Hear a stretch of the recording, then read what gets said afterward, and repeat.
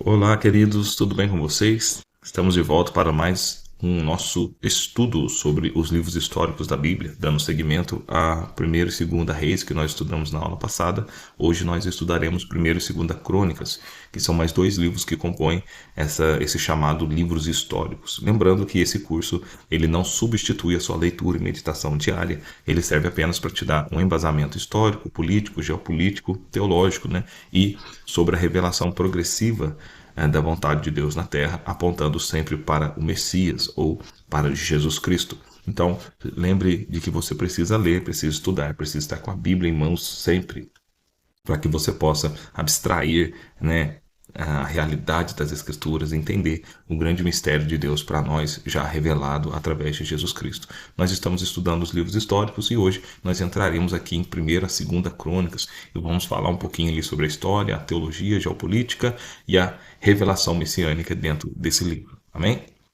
Então, na Bíblia hebraica, 1ª e 2ª Crônica constituem uma única obra intitulada Divrim ou Hayamim, né? Os Anais dos Dias, que quer dizer, posicionada como o último livro do cânon hebraico, no Ketuvim, ou seja, os escritos, e na Septuaginta foi chamada de Paraleiponema, coisas omitidas. A pergunta fundamental do livro gira em torno desses dois aspectos, né? Enquanto os livros de reis foram escritos para responder por que fomos para o cativeiro, foco em julgamento, no caso, que eles foram levados, né? Como a gente viu nas aulas anteriores, Crônicas foi escrito para a comunidade pós-exílica, ou seja, depois que eles saem do cativeiro, depois que eles recebem ali uma liberdade para reconstruir o templo e as cidades lá com Esdras e Neemias. Nós veremos isso adiante, né? E a pergunta muda, então. Deus ainda tem um plano para nós?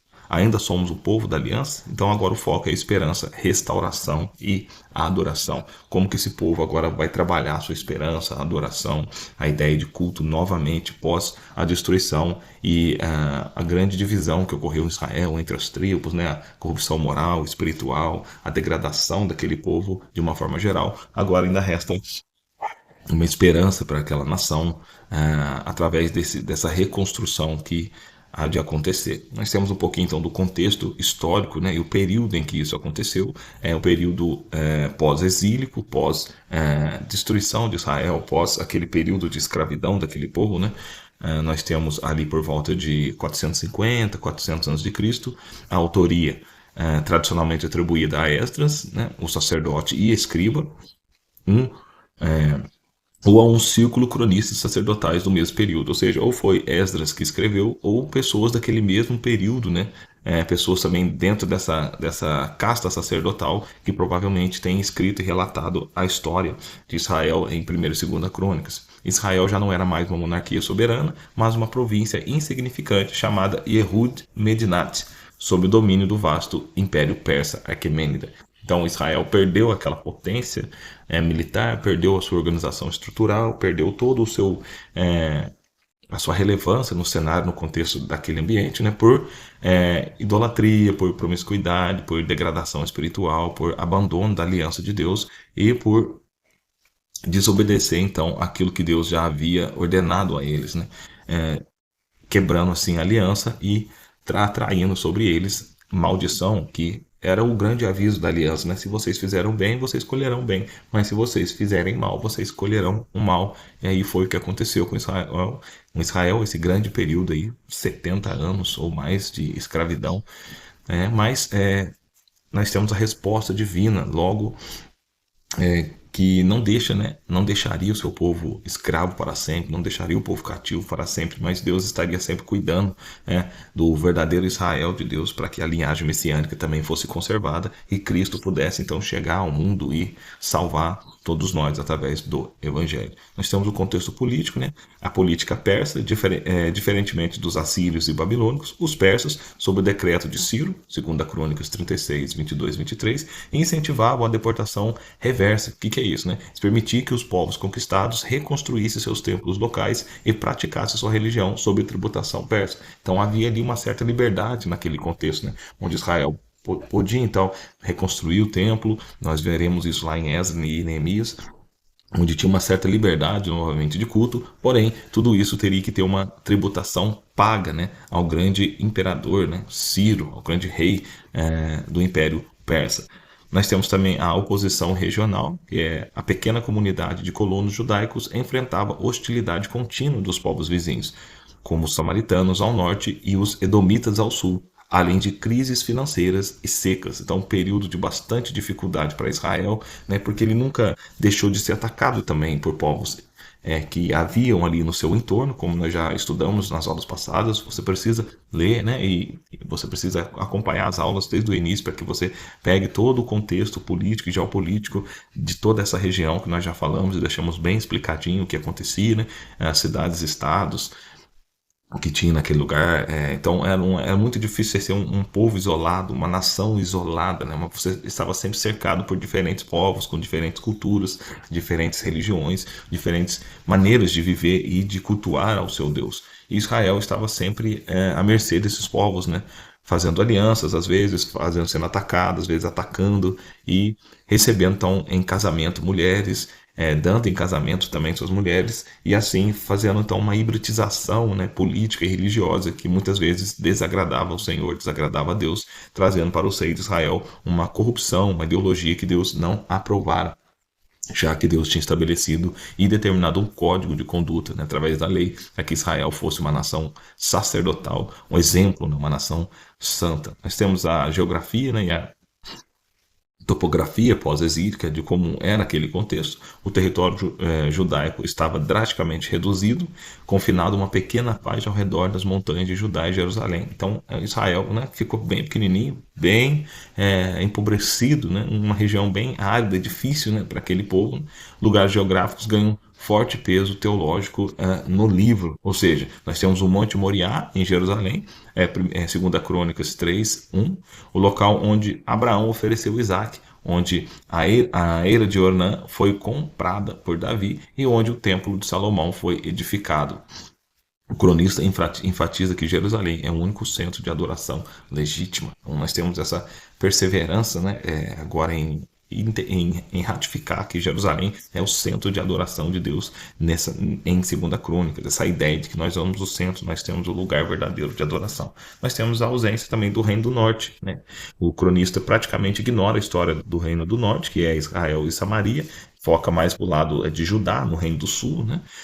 Pois apenas a dinastia de Davi e o Templo de Jerusalém possuíam valor pactual. Designando agora com a separação de Israel, a quebra de Israel, aos reinos do norte, que eram representados ali por Israel, cuja capital era Samaria, fica perdido na história, basicamente, né? Porque o centro agora da história e da importância daquele povo se volta para Judá, o Reino do Sul, né, cuja capital era Jerusalém. E então agora toda a história de Israel basicamente focada nesse povo, porque concentra o templo e a genealogia de Davi. Por isso nós veremos depois os profetas mais adiante falando desse período. Então é muito importante a gente compreender todo esse período histórico para que ao chegarmos nos profetas a gente possa ter então um entendimento melhor do contexto em que os profetas falaram, o que eles falaram, profetizavam, o que eles profetizaram, porque esses livros servem de um panorama histórico, né? Todos os profetas, basicamente, eles profetizaram dentro desse contexto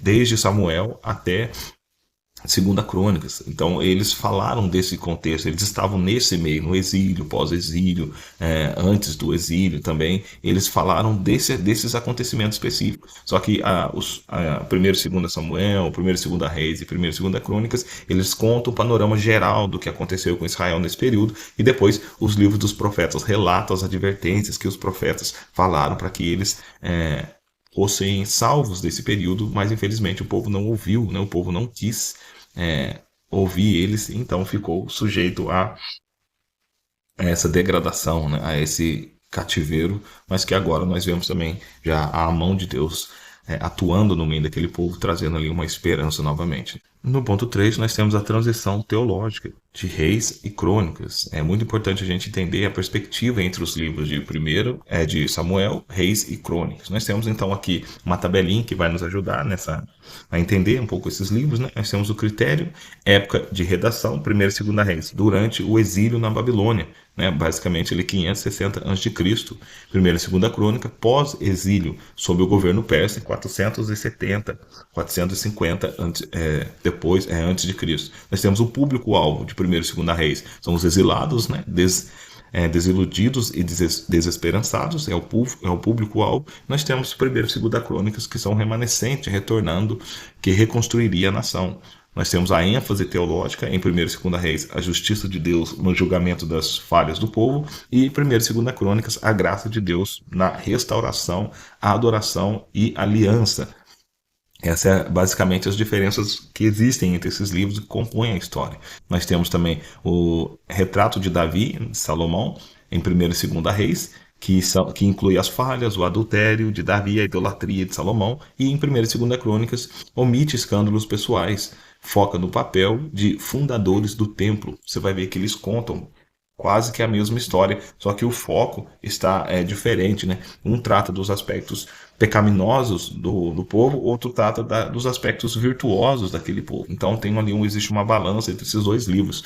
E quando você for ler, você vai ver que eles são bem iguais, só que a intenção, o propósito e o contexto é um pouco diferente, né? Nós temos também o foco institucional, que é em 1ª e 2ª Reis, o trono político e a ruína da monarquia, e em 1ª e 2ª Crônicas, o templo, a linhagem sacerdotal, no caso os levitas, e o louvor. Então, isso é o que é a diferença básica, né, de propósito de cada um desses livros, comparando Reis e Crônicas, comparando a aula passada com os conteúdos dessa aula. Nós temos nesse ponto 4 a estrutura detalhada dos livros, né? Nós temos ali capítulo a capítulo. 1ª Crônicas, a linhagem da aliança e o governo de Davi. Você vai ver ali do capítulo 1 a 9 as genealogias, né? De Adão a Jerusalém, que compõem todo esse cenário. Você vai ver que são bastante páginas de genealogia. Chega nessa parte aí, a turma pula, não gosta nem de ler, mas de fato é cansativo mesmo ler essas genealogias. A história da humanidade é estreitada até Israel, focando na tribo real, Judá, na sacerdotal, Levi, e na linhagem do templo. Mostra que o remanescente faz parte da história da salvação desde a criação. Então nós temos uma visão geral de Adão até ali o povo de Jerusalém, aquele centro, né, onde a linhagem vai sendo mostrada para nós, dessa linhagem de Judá, a linhagem levita e a linhagem sacerdotal, sendo mostrada nesses primeiros capítulos. Nós temos o capítulo 10, que é a morte de Saul, a transição trágica, né? Saul morre por sua infidelidade, abrindo espaço para a liderança segundo Deus, ou seja, a ascensão de Davi após a queda de Saul. Dos capítulos 11 ao 21, nós temos o reinado de Davi e a arca, né? No caso, a Arca da Aliança de Deus, né? A conquista de Jerusalém, os valentes de Davi, o transporte alegre da Arca da Aliança para Jerusalém e o pecado do censo com a compra da eira de Ormã. Então, essa é a estrutura básica de 1ª Crônicas, tratando dessa parte. Dos capítulos 22 ao 29, nós temos os preparativos para o templo e a transição. Ou seja, Davi organiza os levitas, sacerdotes, músicos e porteiros, arrecada materiais e passa a planta do templo para Salomão antes de morrer. Esse é o entorno, então, o contexto de 1ª e 2ª Crônicas. Tem a passagem ali de Davi, que ele fala para Salomão também na sede homem, Salomão, sede homem, nessa nova fase, né, de Israel na construção do templo. E 1ª e 2ª Crônicas, que é o esplendor do templo e a história dos reis de Judá, do capítulo 1 ao capítulo 9, né, em 2ª Crônicas. O reinado de Salomão, nós temos a sabedoria, a construção e a dedicação espetacular do templo de Jerusalém, a oração da aliança e a glória de Deus enchendo toda a casa. É o que compõe essa primeira parte do livro de 2ª Crônicas. Depois nós temos outra divisão do capítulo 10 ao 28, que é o reino dividido e os reis de Judá, o cisma sobre Roboão, né, a avaliação teológica dos reis de Judá, baseada em como lidariam com a adoração pura. Nós temos ali, por exemplo, Asa, Josafá, Joás, Uzias e Acás. Então, esse é o cenário ali, como o livro é estruturado dentro do capítulo 10 ao 28. E depois nós temos o capítulo 29 a 35, os grandes avivamentos com Ezequias e Josias, né? A purificação do templo, a celebração da Páscoa Nacional e o reavivamento através da redescoberta da lei. Aí para você que vai fazer essa aula, para você que já tem uma Bíblia na mão, se você tem uma Bíblia de estudo também, melhor ainda, mas se você que está com a Bíblia na sua mão e você quiser estruturar os livros para saber que parte acontece cada coisa, aqui está uma bela divisão para que você compreenda esses livros. E do capítulo 36, que é o fim do reino, o cativeiro e o decreto de Ciro. Nós temos a queda de Jerusalém, os 70 anos de desolação e a nota triunfante da libertação através de Ciro, né? Então, esse é o panorama geral desses dois livros, a estruturação em capítulos, para que você entenda como é, dentro de cada bloco, de blocos de capítulos, como que a história contada funciona, né? No capítulo tal a tal, conta-se um bloco de história, foca-se tem uma ênfase específica, depois tem mais um período específico, um período específico. É muito importante a gente saber ler a Bíblia dessa forma, entender como os capítulos se estruturam, porque às vezes nós estamos lendo sem perceber, já mudou a ideia, já mudou o tema, já mudou o foco do que está sendo escrito e nós ainda ficamos meio perdidos na leitura bíblica por não entender onde começa um assunto e onde termina aquele assunto. É muito importante a gente poder ter essa noção, né, e estruturar um capítulo para que a gente possa, através desse esboço estruturado já na nossa mente, entender como que aquele livro está estruturado e assim a gente tem uma melhor compreensão, né, daquele livro estudado.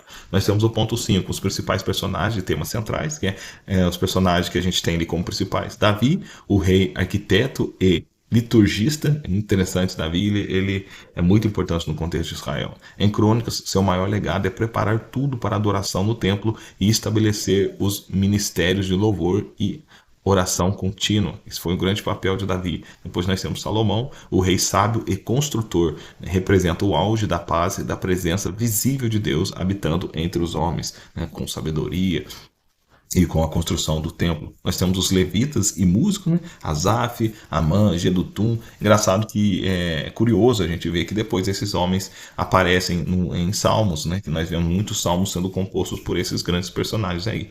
Nós temos esses personagens de destaque crucial em Crônicas. Eles lideram louvor e a adoração instrumental. Nós temos os reis reformadores, né, Josafá, Ezequias e Josias, modelos de reis que buscaram a Deus e restauraram o culto verdadeiro. Depois nós temos Ciro, rei da Pérsia, um instrumento gentil de Deus para o cumprimento da profecia de Jeremias. No caso, Deus chama o Ciro de meu ungido, né? A palavra ali também é até ungido, já dando um apontamento para Cristo que libertaria o povo do cativeiro e restauraria a adoração e o culto. Então, em Ciro, que já era um gentil, que não fazia parte do povo de Israel, Deus ainda assim revela o seu ministério, a sua graça em Jesus Cristo, mostrando que Deus não se apega a um único povo exclusivo, mas sim que Deus ele trabalha como ele quer, usando quem ele quer, da forma como ele quer, porque ele é Deus, é soberano na história. E os temas centrais teológicos que giram em torno de 1ª e 2ª Crônicas é a teologia de buscar a Deus, que é o darash, né? O verbo buscar ocorre dezenas de vezes nesse livro. Quem busca a Deus prospera e encontra paz, e quem o abandona colhe destruição, o que gera em torno, né, desses livros 1ª e 2ª Crônicas. Ponto 2, a centralidade do templo e a adoração. O templo não é apenas um prédio, mas um ponto de encontro entre o céu e a terra. Esse é o foco central do templo, já ali em Crônicas. O louvor vocal e instrumental é tratado como uma arma espiritual e dever sagrado dentro daquele povo. O ponto 3, a retribuição imediata, que é o que? Diferente de Reis, o cronista enfatiza que cada geração responde por sua própria fidelidade moral e espiritual imediatamente. Você pode ver no versículo-chave que dá um resumo desse contexto de 1ª e 2ª Crônicas, 2ª Crônicas 7:14, né? Eu acho que é um versículo que todo mundo conhece, né? Se o meu povo, que se chama pelo meu nome, se humilhar e orar e buscar minha face e se converter dos seus maus caminhos, então eu ouvirei dos céus e perdoarei os seus pecados e sararei a sua terra. Amém. E glória a Deus. Um versículo lindo, maravilhoso, ali em 2ª Crônicas 7:14, que é essa esperança do povo e Deus comunicando ao povo essa vontade dele. Se vocês se humilharem, se arrependerem, eu saro vocês, eu saro a terra. uma terra que está corrompida, cheia de pecado, mas Deus tem poder para poder sarar não só Israel, mas todos nós, a partir do momento que nós nos arrependemos de coração, então voltamos a buscar o Senhor com o peito aberto, né, com o coração aberto, para que Ele possa trabalhar em nós. E nós temos a revelação de Cristo em 1ª e 2ª Crônicas também, em todos os livros da Bíblia são assim, né? Graças a Deus existe já a revelação do Messias dentro deles. Embora Crônicas seja um livro histórico, ele é profundamente messiânico e projeta o olhar do leitor para a vinda de Cristo Jesus. Já existe ali então uma projeção, né, para que a gente espere um Messias Salvador. Nós temos o ponto 1, o herdeiro da genealogia, 1ª Crônicas de 1 a 3, a longa lista genealógica não é mero registro civil, ela preserva rigorosamente a semente da mulher de Gênesis 3,15, desde Adão, passando por Abraão, Judá e Davi. Esta é a mesma linhagem oficial apresentada na abertura do Novo Testamento em Mateus capítulo 1, para provar o direito legal de Jesus Cristo ao trono. Então a ideia é mostrar que Jesus vem de Davi, né? E é o sucessor legal do trono de Davi, para que cumpra a promessa. Em ponto 2, a aliança davídica e o Filho eterno. 1ª Crônicas 17, de 11 a 14.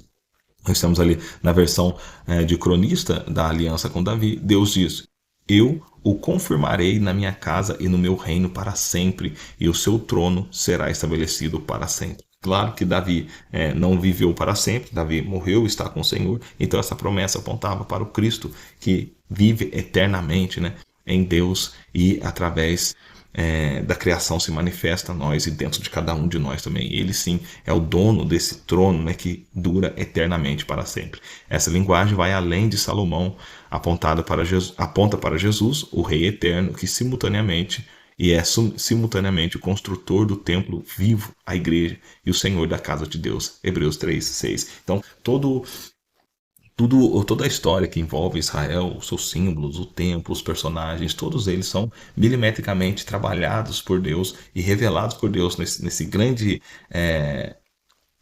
mapa da história. Esses personagens foram colocados para representar exatamente já o Cristo que viria, para que não tivesse dúvida sobre quem ele fosse e dos aspectos gloriosos que Jesus traria para o seu povo, né? Embora esses homens estivessem também cheios de pecado e de erro, mas através de algumas atitudes e ações que eles tiveram, puderam também representar e ser representantes ali de Jesus na terra, ser tipos de Cristo, né, já pré-anunciados no Antigo Testamento. E assim Jesus deseja que a gente faça também, embora nossos erros, nossos pecados, nós também devemos representar a Cristo, sermos tipos de Cristo nessa terra, né, trazendo ali palavras e atitudes que glorifiquem a Deus Pai e revelem a Jesus Cristo através do Espírito Santo. Amém? Ponto 3, nós temos a era de Ormã e o sacrifício substitutivo, 1ª Crônicas 21, do 18 a 22, né?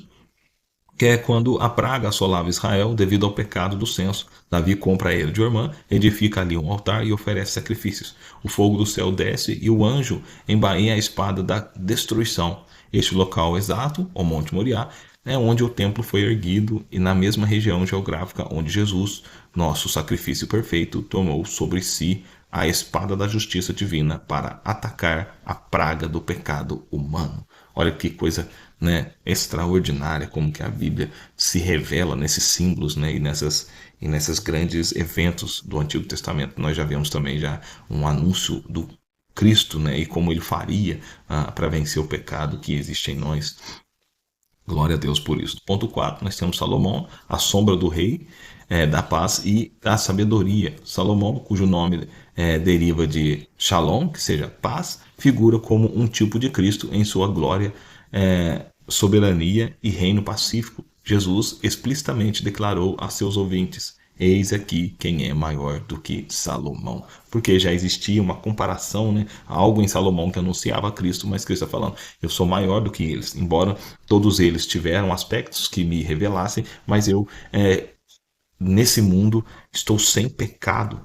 Né? Diferente de todos eles, Jesus ele não pecou contra Deus, ele manteve uma vida totalmente plena que agradava a Deus, portanto um cordeiro sem mancha, sem pecado, né? sem nada que pudesse descaracterizar ele como sacrifício perfeito. Então, Jesus é a somatória de todas as qualidades apresentadas dentro desses homens e trazida então dentro de um homem perfeito para nós. Né? E o ponto 5, nós temos a abertura final para o libertador maior, 2 Crônicas 36, 23. O livro de 2 Crônicas encerra de maneira abrupta com o decreto de Ciro: quem há entre vós de todo o seu povo? O Senhor, seu Deus, seja com ele e suba. Entendeu? Então, esse é um decreto de Ciro, onde ele fala: quem há entre vós de todo o seu povo, o Senhor, seu Deus, seja com ele e ele suba. Então, Ciro fala que Deus seja com esse personagem, com essa pessoa, né? E que ele vá, então, abençoado por esse Deus. Como o último livro da Bíblia hebraica, Crônicas termina com uma frase incompleta, um convite em aberto para que o povo suba. Interessante isso, né? Essa expectativa não é totalmente preenchida pelo retorno físico de Esdras e Neemias, mas sim com a chegada de Jesus Cristo, o libertador definitivo que convoca seu povo para sair do cativeiro e do pecado. Glória a Deus por isso, ou seja, para que o povo suba, né, o seu olhar aos céus, para que o povo suba o seu coração a Deus, para que o povo agora ele suba de uma condição de inferioridade, de pecado, para que ele suba agora para uma vida espiritual em Deus Pai. Então essa foi a nossa aula aí de 1ª e 2ª Crônicas. Eu espero que você goste do conteúdo. E espero que esteja ajudando você a compreender pelo menos um pouco ali do contexto de Israel e da história veterotestamentária dentro desses livros históricos, tá bom? Nas próximas aulas nós encerraremos esse composto histórico, né, dos livros de Israel, dos livros da Bíblia que conta essa história, essa parte histórica de Israel, falando mais sobre Esdras, Neemias e Esther, trazendo um panorama histórico desses livros, o que eles representam, mais uma vez, no cenário bíblico, para então seguirmos para a próxima fase do nosso estudo, são os livros de sabedoria, livros da Bíblia, ali com Provérbios, com Cantares, Eclesiastes, Salmos, Jó. Nós estudaremos um pouquinho mais sobre eles, para que a gente possa compreender melhor esse contexto bíblico e a grande revelação do Senhor para nós. Amém? Que Deus te abençoe. Tchau.